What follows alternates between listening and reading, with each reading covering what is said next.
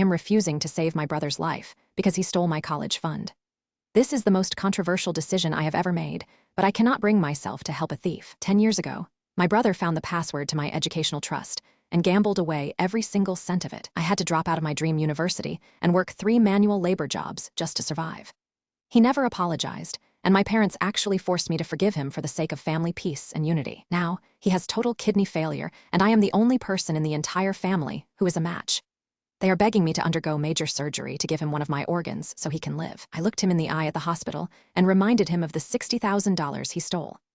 I told him that he already took my future, and I am not going to let him take my health too. My mother is calling me a murderer and saying that I am letting my own brother die over some money. I explained that it isn't about the money, it is about the fact that he has never shown any remorse. Why should I risk my life for a person who didn't care if I had a roof over my head? The doctors are trying to stay neutral, but the tension in the ward is thick enough to cut with a knife. My father offered to pay me back the money if I agreed to the surgery, which felt like a bribe. I told him that a kidney isn't for sale and that the time for apologies passed a decade ago in life. My brother is now posting on social media about how his heartless sister is letting him wither away in bed. The comments are divided, with some people calling me a saint and others saying I am a cold-blooded killer. I don't feel like a killer. I just feel like a person who is finally setting a boundary that cannot be crossed. If he wanted a sister to save him, he should have been a brother who didn't rob me of my life.